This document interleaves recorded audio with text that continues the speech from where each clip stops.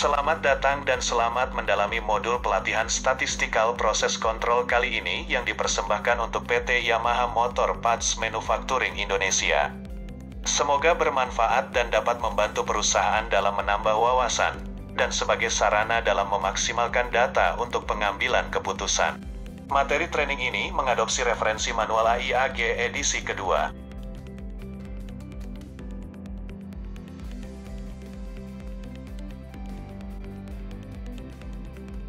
Referensi manual dipersiapkan oleh Quality dan Supplier Assessment dari Chrysler, Ford, General Motors, yang berkoordinasi dengan Automotive Division of the American Society for Quality Control Supplier Quality Requirements Task Force, dan berkolaborasi dengan Automotive Industry Action Group. Gugus tugas AIAG untuk menstandarisasi manual referensi, format pelaporan dan istilah teknis yang diterapkan. Konsep SPC secara luas diterapkan di industri otomotif dan mata rantai pasokannya. Sasaran pelatihan berikut ini adalah untuk memahami konsep dan peranan SPC di dalam sistem manajemen mutu. Untuk menerapkan SPC secara efektif melalui penggunaan teknik pemusatan serta teknik control chart.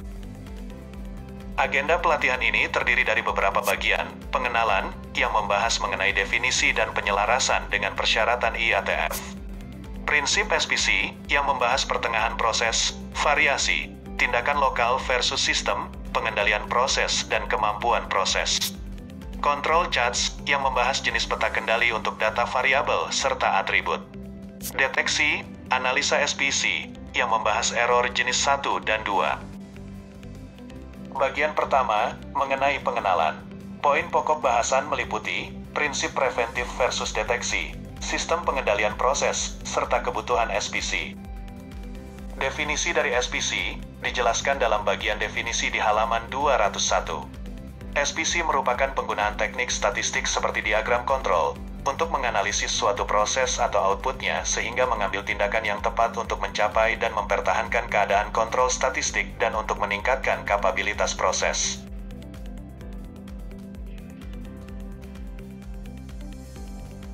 Preventif versus deteksi. Preventif versus deteksi. Di masa lalu, manufaktur bergantung produksi untuk membuat produk, serta pihak QC untuk memeriksa produk akhir dan menyaring item yang tidak memenuhi spesifikasi. Pekerjaan tersebut sering diperiksa dan dicek kembali untuk menangkap kesalahan. Kedua kasus melibatkan strategi deteksi yang boros, karena memungkinkan waktu dan bahan untuk diinvestasikan dalam produk atau layanan yang tidak selalu dapat digunakan. Jauh lebih efektif untuk menghindari pemborosan dengan tidak menghasilkan output yang tidak baik dari awal, sebagai strategi pencegahan atau preventif. Sistem pengendalian proses. Sistem pengendalian proses dapat digambarkan sebagai sistem umpan balik. SPC adalah salah satu jenis sistem umpan balik. Sistem lain semacam itu, yang tidak bersifat statistik, juga ada. 4 elemen tersebut dijelaskan satu persatu, antara lain, proses, yang merupakan kombinasi pemasok, produsen, orang, peralatan, bahan masukan, metode, dan lingkungan yang bekerja sama untuk menghasilkan output, dan pelanggan yang menggunakan output tersebut. Total kinerja proses tergantung pada komunikasi antara pemasok dan pelanggan, cara proses dirancang dan diimplementasikan, dan pada cara dioperasikan dan dikelola. Jejak sistem pengendalian proses hanya berguna jika berkontribusi baik untuk mempertahankan tingkat keunggulan atau mampu meningkatkan total kinerja proses. Informasi tentang kinerja proses. Banyak informasi tentang kinerja sebenarnya dari proses dapat dipelajari dengan mempelajari hasil proses. Namun, Informasi yang paling bermanfaat tentang kinerja suatu proses berasal dari memahami proses itu sendiri dan variabilitas internalnya. Karakteristik proses seperti suhu, waktu siklus, laju umpan, pergantian, keterlambatan, atau jumlah interupsi harus menjadi fokus utama usaha. Anda perlu menentukan nilai target untuk karakteristik tersebut yang menghasilkan operasi proses paling produktif, dan kemudian memantau seberapa dekat atau jauh dari nilai target. Jika informasi ini dikumpulkan dan diinterpretasikan dengan benar, dapat menunjukkan apakah proses tersebut bertindak dengan cara biasa atau tidak biasa. Tindakan yang tepat kemudian dapat diambil, jika diperlukan, untuk memperbaiki proses atau output yang baru saja diproduksi. Ketika tindakan diperlukan, tindakan itu harus tepat waktu dan sesuai, atau upaya pengumpulan informasi terbuang sia-sia. Tindakan pada proses. Tindakan pada proses cenderung paling ekonomis ketika diambil untuk mencegah karakteristik penting, baik proses atau output, dari melenceng terlalu jauh dari nilai targetnya. Tindakan tersebut untuk memastikan stabilitas dan variasi dari output proses dipertahankan dalam batas yang dapat diterima. Tindakan tersebut dapat terdiri dari perubahan dalam operasi, seperti pelatihan operator, perubahan pada materi yang masuk, perubahan elemen yang lebih mendasar dari proses itu sendiri, seperti peralatan, bagaimana orang berkomunikasi dan berhubungan, desain proses secara keseluruhan, yang mungkin rentan terhadap perubahan suhu atau kelembaban. Efek tindakan harus dipantau, dengan analisis lebih lanjut serta tindakan yang diambil jika perlu. Tindakan pada keluaran. Seringkali, paling tidak ekonomis ketika dibatasi untuk mendeteksi dan mengoreksi produk yang tidak spesifik tanpa mengatasi masalah proses yang mendasarinya. Sayangnya, jika output saat ini tidak secara konsisten memenuhi persyaratan pelanggan, mungkin perlu untuk mengurutkan semua produk dan memo atau mengerjakan ulang setiap item yang tidak sesuai. Ini harus dilanjutkan sampai tindakan perbaikan yang diperlukan pada proses telah diambil dan diverifikasi. Jelas bahwa pemeriksaan yang diikuti oleh tindakan hanya pada output merupakan pengganti yang buruk untuk manajemen proses yang efektif. Tindakan hanya pada output harus digunakan secara ketat sebagai langkah sementara untuk proses yang tidak stabil atau tidak mampu. Oleh karena itu, diskusi yang mengikuti fokus pada pengumpulan informasi proses dan menganalisanya, sehingga tindakan dapat diambil untuk memperbaiki proses itu sendiri. Ingat, fokusnya harus pada pencegahan bukan deteksi. Kebutuhan SPC didasari atas beberapa alasan, antara lain, pertama, dari prinsip dasar SPC edisi kedua, bab 2, section A, prinsip dasarnya adalah mengutamakan prevensi daripada deteksi dengan tujuan untuk mencegah atau menghilangkan waste. Kedua, dari tujuan IATF yang dimuat dalam bagian pendahuluan, yaitu mendorong perbaikan berkelanjutan, menekan pencegahan cacat, mendorong reduksi variansi, serta waste dalam rantai persediaan. Ketiga, pada persyaratan IATF, Pasal 9.1.1.1 mengenai pemantauan dan pengukuran proses manufaktur, bahwa studi proses pada proses manufaktur baru dilakukan untuk memverifikasi kemampuan proses dan sebagai input untuk pengendalian proses. Memelihara kemampuan proses sesuai PIPAP. Bagian kedua, mengenai prinsip SPC, yaitu membahas mengenai pemusatan atau pertengahan proses, variasi, tindakan lokal versus sistem, pengendalian proses dan kemampuan proses. Pertengahan proses. Pada bagian ini akan membahas bagaimana cara menampilkan pertengahan proses. Secara umum, jenis pertengahan proses dapat ditampilkan dalam format min atau rata-rata, mode, serta median. Min adalah jumlah perhitungan dibagi dengan jumlah data yang dihitung. Mode adalah angka yang sering muncul. Median atau nilai tengah adalah salah satu ukuran pemusatan data, yaitu jika gugus data diurutkan dari yang terkecil sampai yang terbesar atau yang terbesar sampai yang terkecil, nilai pengamatan yang tepat di tengah-tengah bila jumlah datanya ganjil. Atau rata kedua pengamatan yang di tengah bila banyaknya pengamatan genap. Data ganjil. Data bernilai 8, 7, 9. Pertama, data diurutkan dari kecil ke besar, menjadi 7, 8, 9. Mediannya adalah 8. Data genap. Data bernilai 2, 8, 3, 4, 1, 8. Pertama, Data diurutkan menjadi 1, 2, 3, 4, 8, 8. Jumlah data pengamatan genap, yaitu 6. Maka median terletak pada rata-rata dua nilai pengamatan yang di tengah yaitu data ketiga dan data keempat. Maka mediannya adalah 3 plus 4 dibagi dengan 2 sama dengan 3,5.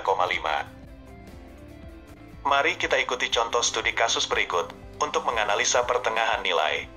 Berapa min, mode dan median untuk kelompok data di bawah? 32, 28, 33, 21, 25, 26, 36, 22, 39, 37, 23, 26, 30, 34, 31, 24, 35, 38, 29. Min adalah penjumlahan sejumlah data tersebut dibagi dengan banyaknya data. Dari perhitungan tersebut, diperoleh sebesar 29,95. Mode atau modus diperoleh nilai 26, dikarenakan nilai 26 muncul 2 kali.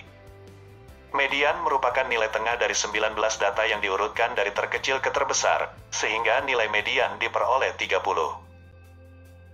Menangkap data, tidak ada dua produk atau karakteristik yang persis sama, karena setiap proses mengandung banyak sumber variabilitas. Perbedaannya mungkin besar, atau mereka bisa sangat kecil, tetapi selalu ada. Cara paling lazim untuk mengukur variasi, pertama adalah dengan rank atau rentang. Yaitu, nilai maksimum yang diukur dikurangi nilai terkecil yang diukur. Kedua, adalah standar deviasi, yaitu, seberapa jauh rata-rata setiap nilai jauh dari rata-rata. Mengukur variasi. Cara menghitung standar deviasi, yaitu sebagai berikut. Pertama, hitung perbedaan data individu dengan rata-rata secara satu per satu. Kedua, kuadratkan setiap hasil nilai diperoleh dari langkah nomor 1 untuk membatalkan nilai negatif dari selisih. Ketiga, hitung nilai rata-ratanya, yaitu dengan menambahkan nilai keseluruhan dan dibagi dengan jumlah data sebanyak n, dikurangi dengan 1. Keempat, akar kuadratkan hasilnya untuk membatalkan kuadrat yang diperoleh pada langkah kedua. Penjelasan mengenai pengukuran variasi. Pertama, standar deviasi adalah ukuran sederhana dari variabilitas atau penyebaran populasi, kumpulan data, atau distribusi probabilitas. Kedua, standar deviasi yang rendah menunjukkan bahwa titik-titik data cenderung sangat dekat dengan nilai yang sama atau dengan min. Ketiga, standar deviasi yang tinggi menunjukkan bahwa data tersebar pada rentang nilai yang besar. Pola distribusi data. Kelompok data membentuk pola yang dapat digambarkan sebagai suatu distribusi yang dapat diklasifikasikan sebagai berikut. Pertama, pola lokasi yang berkonotasi dengan tipikal atau nilai pusat. Kedua, pola rentang, sebaran, atau spread yang berkonotasi dengan rentang atau lebar nilai dari terkecil hingga terbesar. Ketiga, pola bentuk yang berkonotasi dengan pola variasi, apakah simetris, miring, dan lain-lain. Paradigma mengenai SPC, penyederhanaan variasi. Dari sudut pandang persyaratan minimum, masalah variasi sering disederhanakan, seperti contoh berikut. Part dalam toleransi spesifikasi dapat diterima, atau part di luar toleransi spesifikasi tidak dapat diterima. Laporan tepat waktu dapat diterima, atau laporan terlambat tidak dapat diterima. Sedangkan, tujuan SPC adalah untuk mempertahankan lokasi ke nilai target dengan variabilitas minimal. Untuk mengelola proses dan mengurangi variasi, variasi harus dilacak kembali ke sumbernya. Langkah pertama adalah membuat perbedaan antara penyebab umum dan variasi khusus. Penyebab umum versus penyebab khusus. Penyebab umum. Penyebab umum mengacu pada banyak sumber variasi yang secara konsisten bertindak pada proses. Penyebab umum dalam suatu proses menghasilkan distribusi yang stabil dan berulang dari waktu ke waktu. Ini disebut dalam keadaan kontrol statistik. Penyebab umum menghasilkan sistem yang stabil penyebab kemungkinannya. Jika hanya penyebab umum variasi hadir dan tidak berubah, output suatu proses dapat diprediksi. Penyebab khusus. Penyebab khusus mengacu pada faktor yang menyebabkan variasi yang hanya mempengaruhi sebagian output proses. Penyebab sering terputus-putus dan tidak dapat diprediksi. Penyebab khusus ditandai oleh satu atau lebih titik di luar batas kontrol, atau pola titik-titik tidak acak dalam batas kontrol. Munculnya penyebab khusus dapat mempengaruhi output proses dengan cara yang tidak dapat diprediksi. Jika ada variasi penyebab khusus, output proses tidak akan stabil dari waktu ke waktu. Penyebab umum versus penyebab khusus. Dalam ilustrasi di bawah digambarkan mengenai perbedaan penyebab umum dan penyebab khusus. Jika hanya penyebab umum variasi hadir, output proses membentuk distribusi yang stabil sepanjang waktu dan dapat diprediksi. Jika muncul penyebab khusus, maka output proses tidak stabil sepanjang waktu. Tindakan lokal. Tindakan lokal dapat dilakukan dengan beragam cara. Menemukan penyebab khusus variasi dan mengambil tindakan yang tepat merupakan tanggung jawab seseorang yang terhubung langsung dengan proses. Manajemen terkadang dapat dilibatkan untuk memperbaiki kondisi. Penyelesaian penyebab khusus variasi biasanya membutuhkan tindakan lokal, yaitu oleh orang yang langsung terhubung dengan operasi. Hal ini terutama terjadi selama upaya perbaikan proses awal, karena seseorang berhasil mengambil tindakan yang tepat. Untuk penyebab khusus, variasi yang tersisa akan sering membutuhkan tindakan manajemen daripada tindakan lokal. Tindakan terhadap sistem. Tindakan terhadap sistem dapat dilakukan dengan beragam cara. Teknik statistik sederhana yang sama, ini juga dapat menunjukkan sejauh mana penyebab umum variasi. Tetapi penyebabnya sendiri memerlukan analisis yang lebih rinci untuk mengisolasi.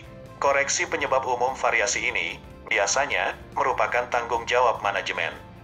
Terkadang orang yang terhubung langsung dengan operasi akan berada dalam posisi yang lebih baik untuk mengidentifikasi mereka dan meneruskannya ke manajemen untuk tindakan. Secara keseluruhan, resolusi penyebab umum variasi biasanya membutuhkan tindakan pada sistem. Tindakan secara lokal versus tindakan secara sistem. Dari pemaparan narasi sebelumnya, dapat disederhanakan dalam ilustrasi berikut. Tindakan lokal biasanya diperlukan untuk menghilangkan penyebab khusus variasi. Biasanya dapat diambil oleh orang yang dekat dengan proses. Dapat memperbaiki biasanya sekitar 15% masalah proses. Sedangkan tindakan secara sistem biasanya diperlukan untuk mengurangi variasi karena penyebab umum. Hampir selalu membutuhkan tindakan manajemen untuk koreksi. Diperlukan untuk memperbaiki secara khusus sekitar 85% masalah proses. Pendahuluan materi teknis SPC. Tujuan sistem kontrol proses adalah untuk membuat prediksi tentang keadaan saat ini dan masa depan dari proses tersebut. Hal ini mengarah pada keputusan yang sehat secara ekonomi tentang tindakan yang mempengaruhi proses. Keputusan tersebut membutuhkan keseimbangan risiko untuk mengambil tindakan ketika tindakan tidak diperlukan atau over control versus gagal mengambil tindakan ketika tindakan diperlukan. Risiko ini harus ditangani bagaimanapun dalam konteks kedua sumber variasi, baik penyebab khusus dan penyebab umum. Suatu proses dikatakan beroperasi dalam kendali statistik ketika satu-satunya sumber variasi adalah penyebab umum. Salah satu fungsi dari sistem kontrol proses, kemudian, adalah memberikan sinyal statistik ketika penyebab khusus variasi muncul, dan untuk menghindari memberikan sinyal palsu ketika mereka tidak muncul. Hal ini memungkinkan tindakan yang tepat untuk diambil atas penyebab khusus tersebut, seperti menghapusnya, atau, jika menguntungkan, membuatnya permanen.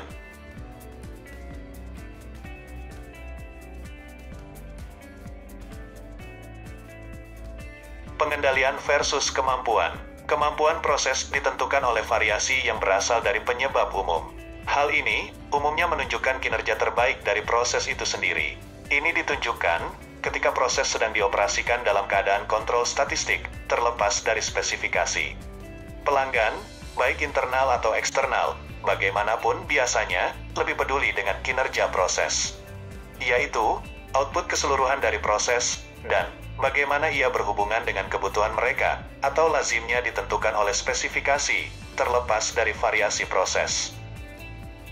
Bagian ketiga, membahas mengenai control chart. Bagian ini menitikberatkan pada pokok bahasan, antara lain, elemen control chart, kemampuan proses atau proses capability, dan interaksinya dengan potensi defect. Average dan rank chart pengendalian proses dan kemampuan proses. Hierarki penggunaan peta kendali atau control chart dijelaskan dalam lampiran SPC, edisi kedua. Apakah data yang digunakan variabel atau atribut? Selanjutnya, jika data variabel, apakah data bersifat tunggal atau memiliki subgrup? Jika data tunggal atau individu, maka peta SPC dapat menggunakan peta IMR. Selanjutnya, jika data memiliki subgrup, maka selanjutnya dikonfirmasi apakah rata-rata subgrup mudah dihitung. Jika tidak, dapat menggunakan peta median. Jika iya dan dapat mudah dihitung, maka diverifikasi jumlah subgrupnya. Jika subgrupnya kurang dari 9, maka dapat digunakan peta XMR. Jika subgrupnya lebih dari 9, maka dapat digunakan peta XS.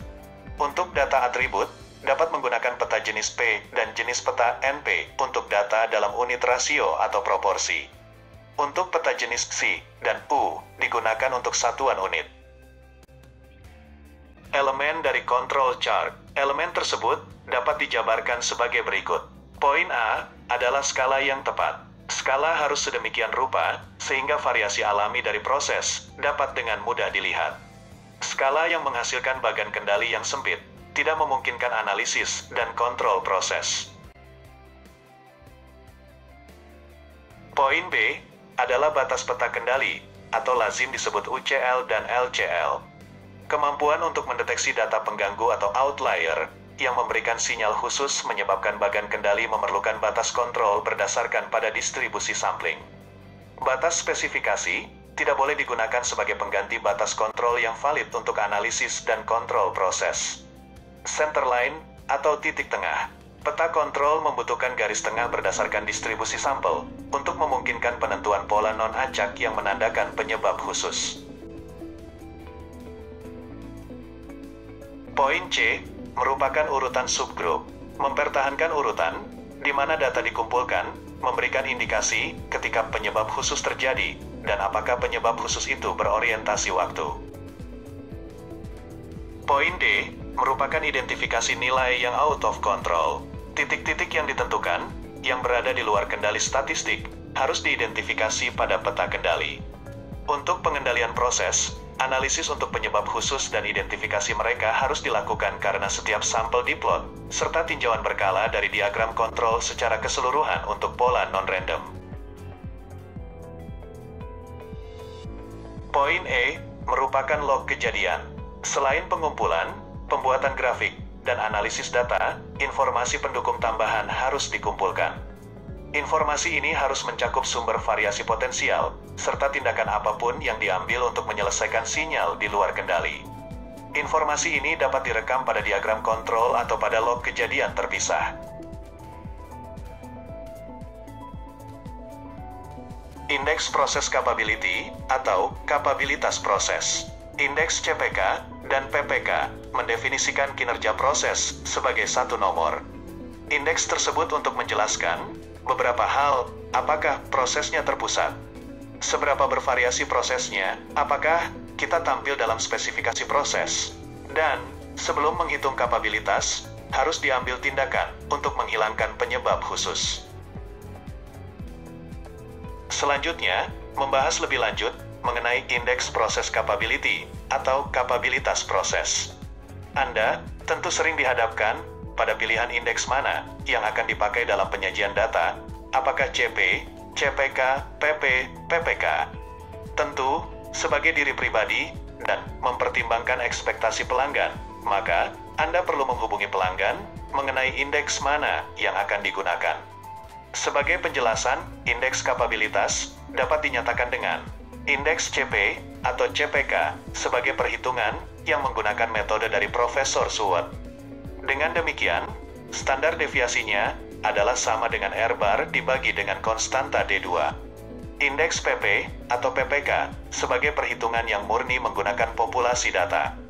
Sehingga, standar deviasi metode tersebut sama dengan standar deviasi perhitungan yang normal atau lazim. Capability process, indeks CP. Sebagai catatan, indeks CP ini menggunakan metode dari Profesor Suwet. Indeks CP menunjukkan penyebaran relatif terhadap toleransi. Tetapi bukan apakah proses tersebut terpusat, maka jarang digunakan sebagai ukuran tunggal. Perumusan indeks CP adalah sebagai berikut. CP sama dengan toleransi atau spesifikasi produk dibagi dengan lebar atau sebaran proses, atau dinyatakan secara matematis, CP sama dengan USL dikurangi dengan LSL, lalu dibagi dengan 6 kali sigma C, di mana sigma C sama dengan rata-rata rank dibagi dengan konstanta D2. Capability process, indeks PP, di mana sigma atau standar deviasi dihitung penuh dari populasi part. Indeks PP menunjukkan penyebaran relatif terhadap toleransi, tetapi bukan apakah proses tersebut terpusat, maka jarang digunakan sebagai ukuran tunggal. PP sama dengan toleransi atau spesifikasi produk dibagi dengan lebar atau sebaran proses, atau dinyatakan secara matematis, PP sama dengan USL dikurangi dengan LSL, lalu dibagi dengan 6 kali sigma P, di mana sigma P sama dengan nilai standar deviasi dari populasi data. Capability process, indeks CPK. CPK merupakan indeks kemampuan proses yang mengindikasikan lokasi proses atau lazim disebut centering serta kemampuan. Indeks ini menggunakan metode dan konstanta dari Profesor Suwet. Untuk toleransi bilateral, CPK akan selalu kurang dari atau sama dengan nilai indeks CP. CPK dihitung sebagai nilai minimum dari indeks CPU atau CPL. Sementara, indeks CPU dan CPL dapat dihitung sebagai berikut.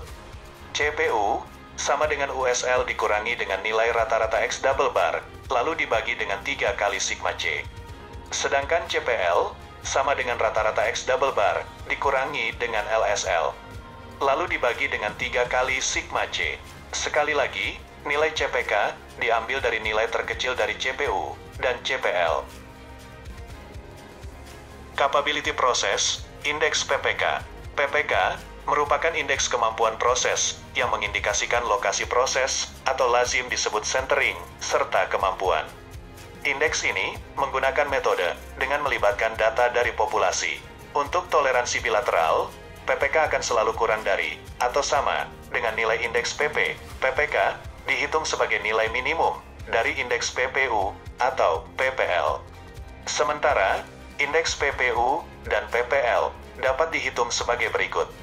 PPU sama dengan USL dikurangi dengan nilai rata-rata X double bar, lalu dibagi dengan 3 kali sigma P, sedangkan PPL sama dengan rata-rata X double bar dikurangi dengan LSL, lalu dibagi dengan 3 kali sigma P. Sekali lagi, nilai PPK diambil dari nilai terkecil dari PPU dan PPL.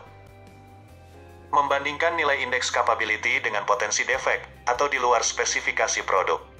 Jika data terdistribusi normal, panduan berikut ini dapat digunakan untuk membandingkan nilai capability proses terhadap proporsi potensi secara statistik terhadap part yang diproduksi yang berada di luar spesifikasi.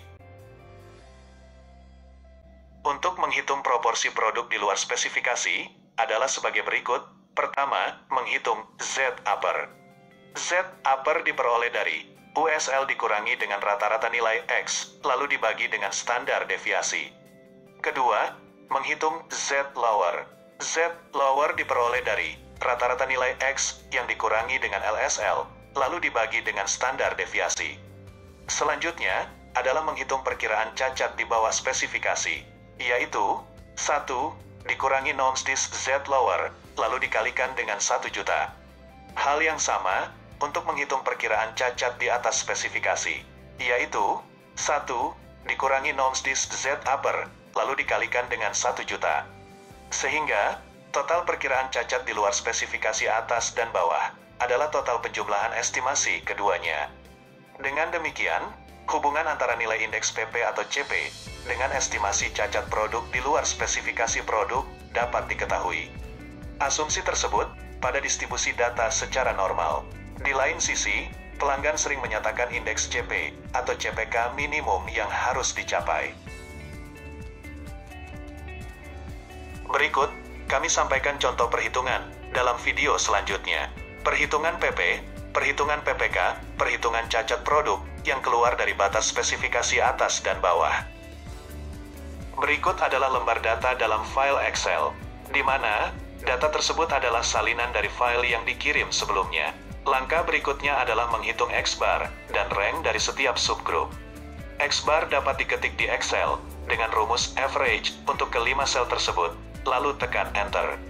R dapat diketik max untuk kelima sel tersebut, lalu dikurangi dengan min untuk kelima sel tersebut. Lalu, tekan Enter. Kemudian, copy nilai X-bar dan R dari subgroup nomor ke-1. Setelah di-copy, lalu paste ke subgroup pada nomor kedua hingga 20. Anda telah memperoleh data lengkap X-bar dan rank untuk subgroup 1 hingga 20. Nilai USL ditetapkan 50, LSL sebesar 25. Selanjutnya, menghitung standar deviasi untuk seluruh populasi data. Caranya, ketik stdef dan blok semua data di sel, lalu Enter. X double bar dapat dihitung menggunakan formula average X-bar dari subgroup ke-1 hingga 20, lalu Enter. R bar menggunakan average nilai R dari subgroup 1 hingga 20, lalu Enter. Indeks kapabilitas PP dengan formula USL dikurangi LSL, lalu dibagi dengan 6 kali nilai standar deviasi, lalu Enter. Selanjutnya, menghitung kapabilitas PPU dan PPL. PPU dihitung dengan formula USL dikurangi X double bar, lalu dibagi dengan 3 kali standar deviasi, dan Enter. PPL dihitung dengan X double bar dikurangi dengan LSL, lalu dibagi dengan 3 kali standar deviasi, dan Enter. PPK dihitung dengan minimum dari PPL dan PPU. Dari perhitungan tersebut, diperoleh PPK sebesar 0,8405. Selanjutnya, menghitung prediksi cacat produk di luar batas spesifikasi produk.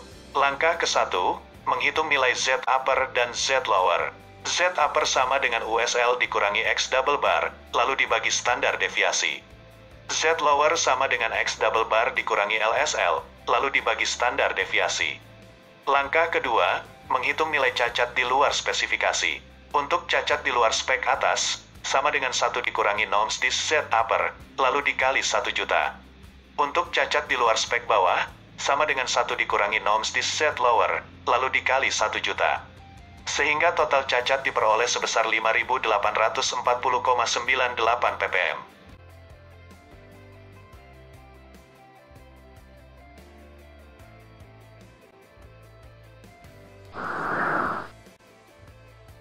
Average and rank chart. Berikut penjelasan lebih lanjut mengenai average dan rank chart. Pertama, average dan rank chart merupakan sepasang bagan kontrol yang digunakan dengan proses dengan ukuran subgroup 2 atau lebih. Kedua, grafik X-bar menunjukkan bagaimana rata-rata data grup berubah seiring waktu. Ketiga, grafik R menunjukkan bagaimana rentang subgroup berubah seiring waktu. Keempat, kumpulkan data sebagai berikut: ukuran subgroup, frekuensi subgroup, jumlah subgroup. Kelima, mengatur grafik kontrol dan merekam data mentah atau data yang diperoleh. Keenam, hitung rata-rata atau X-bar dan rentang atau R untuk setiap subgroup. Berikut ilustrasi mengenai average and rank chart. Seperti terlampir, adalah contoh ilustrasi grafik average and rank chart. Grafik average atau X-chart menunjukkan hubungan antara subgroup dengan nilai rata-rata data. Grafik rank atau R-chart menunjukkan hubungan antara subgroup dengan nilai rank atau rentang. Berikut perumusan yang digunakan dalam pembuatan peta X dan R. Rata-rata subgroup atau X-bar. Nilai tersebut diperoleh dari jumlah data dalam satu subgroup, lalu dibagi dengan banyaknya data dalam masing-masing subgroup tersebut. Rank atau rentang subgroup diperoleh dari nilai maksimum dikurangi nilai minimum dalam satu subgroup tersebut. Grand average atau X double bar diperoleh dari jumlah seluruh X-bar, lalu dibagi dengan seluruh banyaknya subgroup. Rata-rata rank diperoleh dari jumlah seluruh nilai R, lalu dibagi dengan seluruh banyaknya subgroup. Standar deviasi, metode SWOT, diperoleh dengan nilai rata-rata rank, lalu dibagi dengan konstanta D2. Centerline untuk X sama dengan nilai dari grand average nilai X, atau X double bar. Centerline untuk R sama dengan nilai dari rata-rata nilai R. Sedangkan, untuk perumusan lower dan upper control limit untuk peta X dan R, sebagai berikut, UCL untuk peta X sama dengan penjumlahan X double bar dengan perkalian konstanta A2 dengan rata-rata R. LCL untuk peta X sama dengan pengurangan X double bar dengan perkalian konstanta A2 dengan rata-rata R. UCL untuk peta R sama dengan perkalian rata-rata R dengan konstanta D4. LCL untuk peta R sama dengan perkalian rata-rata R dengan konstanta D3. Berikut adalah nilai konstanta baku untuk peta X dan R. Di dalam tabel tersebut, terdapat masing-masing nilai A2, D2, D3, D4 untuk setiap jumlah subgrup data yang digunakan. Materi di dalam video ini sebagai bahan dasar atau materi awal, sebagai suplemen, untuk dapat dipelajari terlebih dahulu sebelum realisasi pelatihan. Isi materi dan praktek akan dilakukan sepenuhnya di tanggal 31 Oktober tahun 2022 nanti. Terima kasih banyak atas perhatiannya. Demikian materi video singkat ini. Semoga bermanfaat. Jika ada masukan atau feedback lebih lanjut, Anda dapat menghubungi kami ke alamat email yang tercantum.